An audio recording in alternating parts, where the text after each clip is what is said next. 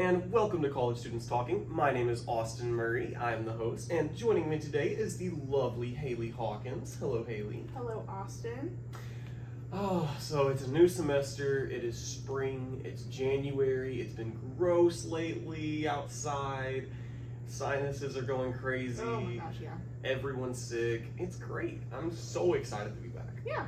So there's already been issues so far on campus. There was a mouse in my sink this morning. Oh my gosh. The university handled it somewhat quickly. Not quick enough, but they got it out. Thank God.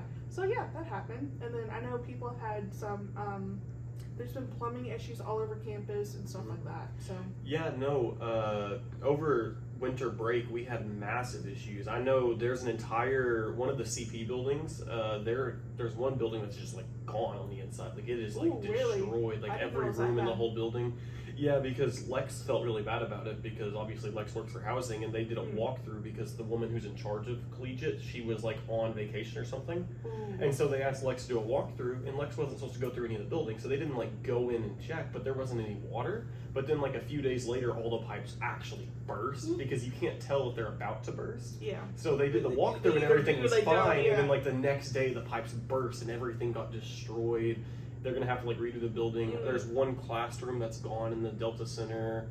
A few of the living learning communities were hit really hard. Yeah, So I know. Like when I came back from, I came back this past Friday, and there were like fans all over CP and stuff like that, and like torn up carpet. And thankfully, I live on the third floor, so the top floor, so my room was fine, thank God. But I got hit with a mouse, so pros and cons. I don't know. pros and cons. Yeah.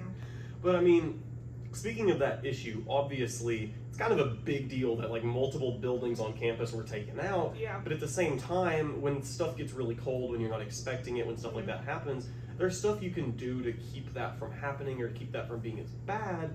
But at the same time, that stuff happens. Like there's nothing you can do to control the weather. There's nothing you can do to control other people.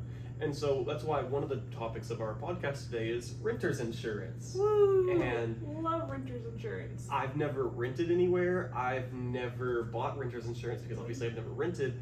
But as somebody, like, there's a lot of good that renter's insurance can do. And I know renter's insurance, unlike like home insurance or car insurance, it's not actually required. But renter's insurance at the same time is super important. So do you have renter's insurance? No, but I've looked into it several times because I've thought about renting off the campus before, and I don't know. There's just been a couple instances where I've looked into it for a possibility, and from my understanding, it's always a fairly cheap thing, and typically you can either add on your renter's insurance on top of like your car insurance or like some sort of other insurance policy that you Like a do bundle have. plan type Yes, thing? and you can just click and add on, hey, renter's insurance for this specific thing, and so that way if there is ever an accident or something is stolen, you're covered for all the goods inside. So it's definitely, I think when I looked into it for when I was looking at Stadium View, it was like $8 a month. It was really, really cheap, and so like definitely well worth the money. I think one of the biggest issues with renter's insurance is just that people don't talk about it as much. Like when you hear the word insurance, renter's insurance isn't what pops to your mind. You think of car insurance, Well, you think yeah. of home insurance, you think of life insurance. But like in high Well, school and especially stuff, here on campus, you don't think about it because if you're looking at an off-campus apartment, they're gonna like, hey, do you have a renter's insurance or stuff like that? From my knowledge, the university doesn't ask you if you have renter's insurance, No. and they don't push that on you. they do Me actually either. highly recommend renter's insurance. Really? But the issue is when I say they highly recommend it in the terms and conditions and like the contracts and like all the handbooks and stuff. They say, hey, you really need to get this. But there's not a person in housing who goes around telling people, hey, do you have renter's insurance? You should get it. It's not like a talking point. And Yeah. another thing is, people, like I was saying a minute ago, people just don't know about renter's insurance. People don't know what renter's insurance is. So if you rent from somebody, they're going to have home insurance on it. So like if you live on a college campus like A-State, the college itself is going to be the landlord, and they're going to have their insurance, which covers the building. So if a tornado hits it, they can get money to make it a new building. Your renter's insurance is actually just going to cover what's inside of the building. So if you have your TV, if you have a iPad, if you have a phone, if you have a bed, or like anything you bring in there, any kind of electronics, anything at all, if that gets destroyed or stolen, the school will not pay you for that. They're not going to replace that. That has to be covered by renter's insurance. And just because you're responsible, that doesn't mean the other people in your building are responsible. Yeah. Like, say somebody sets a fire in the building on accident, which I know people like constantly set off the fire alarms in all the different living learning communities and stuff. Yeah. So like, imagine somebody sets a fire in your building and it goes up in smoke. You'd lose everything. If you don't have renter's insurance, you can't get any of that back. Yeah. And then at the same time, it's also like, if you think about theft, just because you're not letting people into your building who are sketchy doesn't mean there's not True. sketchy people in your building who are opening that door for people they shouldn't be. But yes.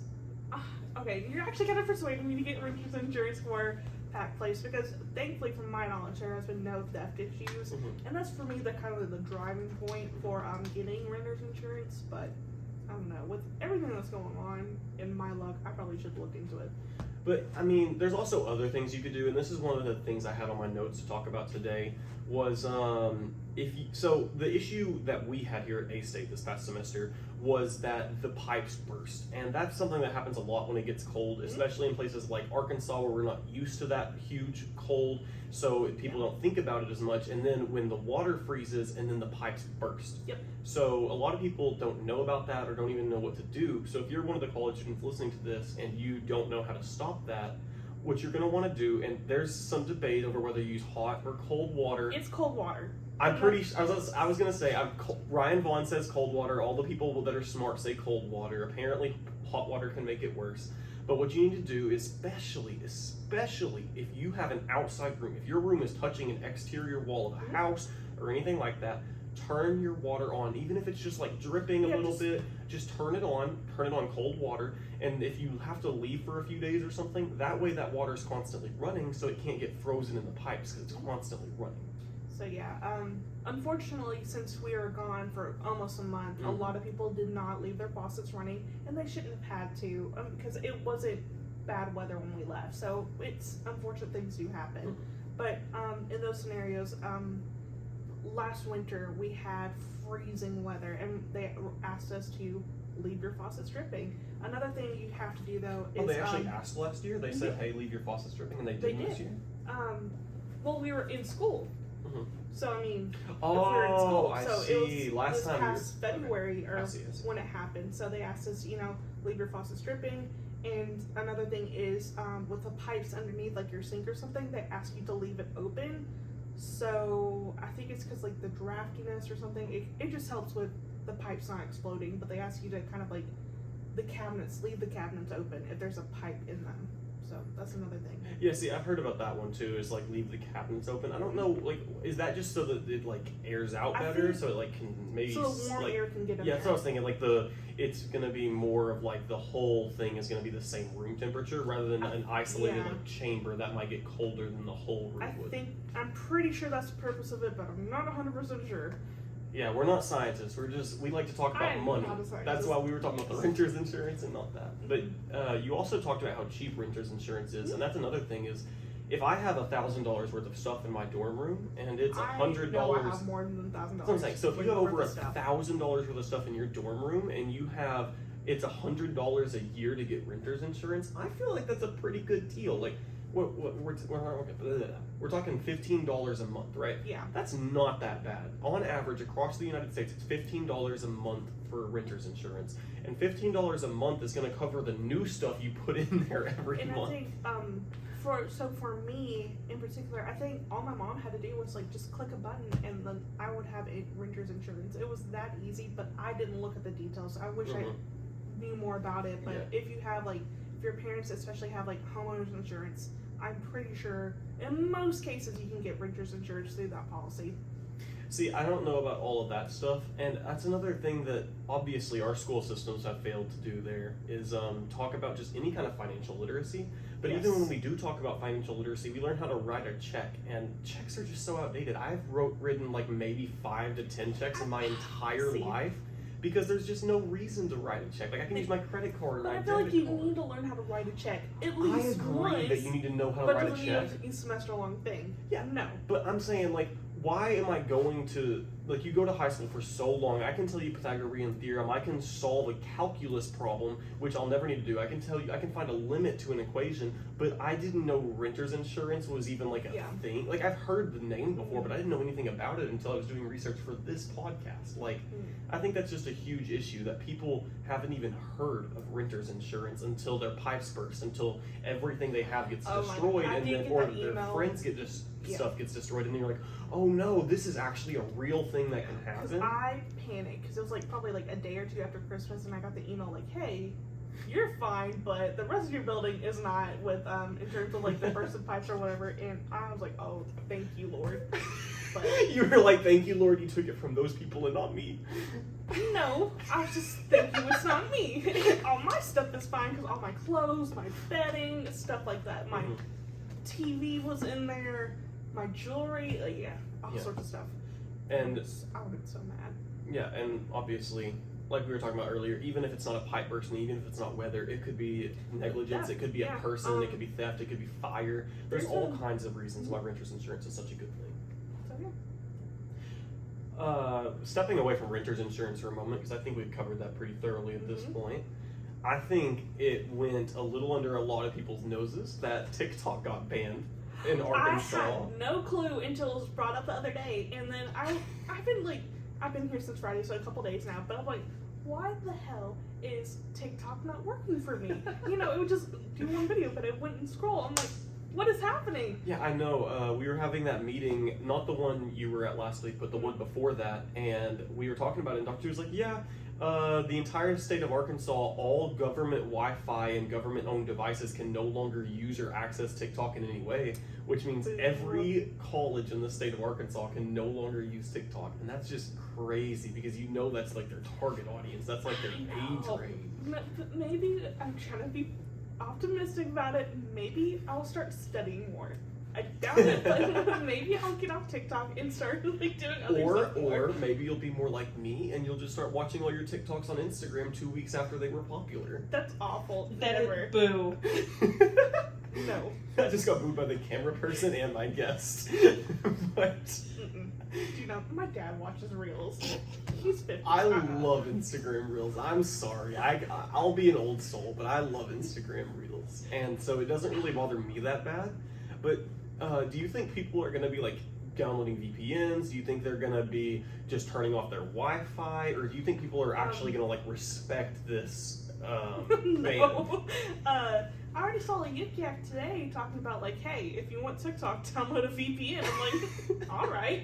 I'm not gonna do it, but because I have unlimited data. Yeah. Thank you, Lord. But Yeah. so I can just turn off Wi-Fi. Yeah, I all the also time. have unlimited data, so if I really am at school and I have to watch TikTok, I'll just turn off my Wi-Fi, but I don't really watch TikTok as often as I get on Instagram or Facebook, so I don't get on Facebook as much as the other ones. I know I'm old, I'm not that old, jeez, I'm getting judgmental looks, I know. I get on Reddit.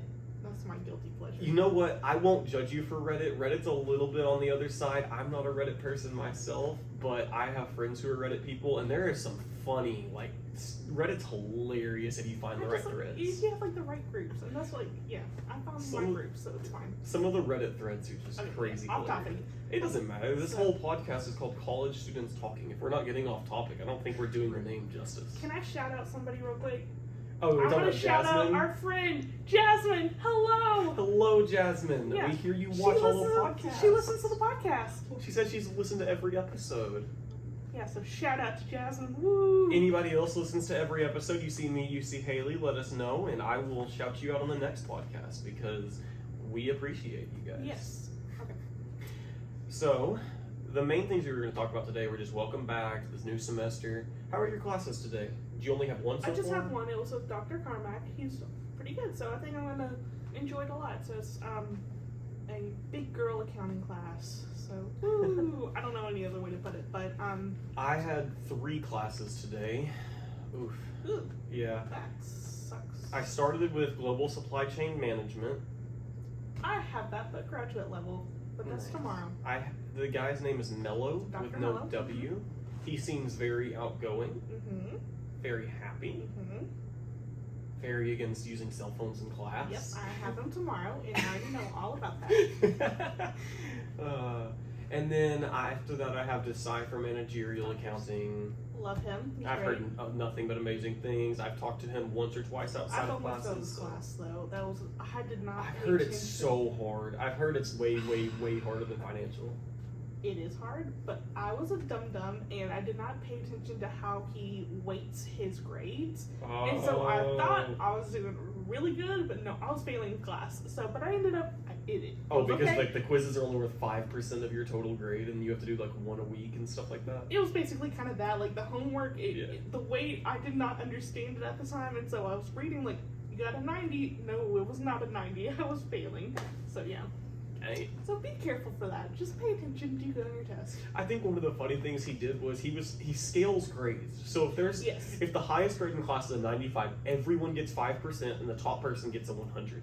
But I think it was really funny because in class he was like, the top person in spring 2022 got 100%. The top person in spring 2021 got 100%. The top person in fall 2022 got 100%. And it's like, it's like saying you gave them those points though at the same time. Like you literally rounded their grade up to 100. Like you curved the grade. So I feel like saying the highest grade is 100 is he isn't really saying fair. that they actually got 100 though? Or is he Yeah. saying he got a 95 and you gave him 5 so they got 100? No, like, so he broke it down into this many people got A's, this many people got B's, this many people got C's, this many people got D's, all on which exam. Okay. So it was like on exam 1, 2, 3, and 4. I'm And so then at the glad I'm not bottom in that it class. says the top grade in the class for the semester was this, and it always said 100%. But that's like, it's such a fake statistic to say So- they got 100% when you curved it. I did like one of the projects that you have to do for that class is you have to write a paper over a company, Mhm. and that was probably one of my favorite projects I've done in school. So I did mine over Merrick Pharmaceuticals, and yeah, it was interesting to see how they kind of run their operations, where they get income from, where they're investing money into, and so that I liked that project. So that was a fun. You want to know a funny thing that'll probably make you a little upset? What? So you know how you had to write a 3-page paper over your company? It was not 3 pages. It was more than that. Oh, well, he said the minimum is 3 pages. Or it used to be. The minimum's now 1 page. Are you It's now kidding a me? 1-page paper. My paper was like 7 or 8 pages Yeah, no, it's a 1-page paper now. You don't have to write that much. for the company. Yeah. Are you kidding me? No, my paper He said was last like semester 7 or 8 the- pages. Yeah. Well, I was his first class when he came here. Oh, so yeah, it was probably a little bit more for you. But I know last semester it was only a 3-page paper, but he said No, that he mine changed was it more after than last that, that's semester, for and now sure. it's a 1-page Because paper. it was like a semester-long project where we constantly had to turn it in and make sure no, it was good. that's not what it's We going had to to be. go to writing center, which was good for me because I need to do We that do more. still have to go to the writing center, and I don't like it when professors require the writing center. I love it when they give extra credit for going because I think it's a good incentive. I think it's a good thing to teach students to do. Mm. But I don't think it's fair to tell your students they have to go to the writing center to take advantage of that. Like, it's a free extra service that we've already paid for in our tuition. We should be able to go at our leisure, and I don't like it when professors say you But have to go. Some people are lazy and they probably need to work on their writing skills and they do need to go. I understand that, but I also don't think you can get a degree from a college without having some writing skills because there's just too many papers and too many classes. That's true, but I think it's almost kind of to the professor's advantage to go ahead and get it kind of pre. I don't want Honestly, to sit I could there not be for a- however many hours they grade and read an awful paper full of grammatical errors. I'm going to be completely honest. As somebody who graded a whole bunch of college projects last year from freshmen, I was yeah. genuinely flabbergasted at the level of writing at which the average freshman is capable of writing at. And when I say that, just for the people on the podcast who didn't experience this, that's not a compliment. That's an insult. I cannot believe, some of it was illegible. You read those, didn't you? The business I'm reports. trying to remember. Some of them had no grammar, no punctuation. Yeah. It was just bad. And it's like, these are college students. These are the people, Yeah. people go, But oh, they're you're going to freshmen. college. You're the smartest kid in the whole family. And then you read all the college It's papers like and you're like, I feel like you proved the point though, so they should go, so they learn more. They do need Because to the writing learn. center does kind of hey, you don't do this because this whatever grammatical rule, I can't think of an example at the point because I haven't been in ages. But they kind of do explain like why you shouldn't do it and No, why this works better. I absolutely agree. I think that the Writing Center is a great service. I think it helps a whole bunch of people. And my point wasn't that people shouldn't go. It's just that me personally, I don't like it when a professor tells me enforced, I have yeah. to go. Especially now that it's a one-page paper. I feel like it's almost a waste of the Writing Center's I can time understand. to go Also, over. just put that thing through Grammarly, and you're fine. See, that's what I'm saying. Like Yeah. last year, we had an accounting paper for financial, and it was also only a one page. And there's no reason, and that one was not required to go to the Writing Center, All but you the did accounting get papers bonus I've done, they've been points. like 5+ pages. I'm angry, but No, yeah, I'm pretty sure that at some point the accounting department must have been like, oh wait, we don't really do English here. We do numbers. It's cool. We'll just do no, short I think there's papers." some sort of rule they have to do some sort of like. No, I know that there's a writing. rule they have to Yeah. do writing. But then also you have other classes that really balance it out. Because like obviously in the accounting class I have one writing assignment all year. But then last year in one of the business classes I had a paper every week. And that was like a What class? lot. Oh, I was talking about Introduction to Management. Yeah. Because that class has so many papers. And like That's a they're lot of all like papers. 7-page minimum papers and Well, stuff like that. papers were like, they weren't easy, but they were. They were supposed to be double spaced. So Yeah. technically it's only like 3 pages. You if could you get really them want to done talk fairly about it. quickly if you had the energy and motivation. But that's what I'm saying. Like, I like a class like that where he says, okay, every time you go to the Writing Center, you get bonus points. I'm giving you all of these written assignments, and the reason I'm doing he it gave is. you bonus points. Uh-huh. I'm so upset. But then, like, even though we had those like 20 written assignments and we got the bonus points for going, that actually like incentivized us to go, incentivized us to do better, and because we were consistently writing, we were improving ourselves. But if we didn't need to go, we didn't have to, and that I like that. I think we've pretty much covered everything for today. This was just a podcast to say, hey guys, welcome back to the semester, Woo. talk a little bit about classes and just have some fun, but mostly cover the renter's insurance and the TikTok ban and just those things that have changed, and give you guys some tips on how to handle that kind of thing, how to handle renters issues. So any closing remarks? Nope, I'm all good. Yeah. All right. Well, this has been College Students Talking. I've been your host, Austin, and we've had Haley on today. Thank you guys so much for listening, and have a great one. Bye, camera. Wave at the camera. Bye. Say bye, Haley. Bye.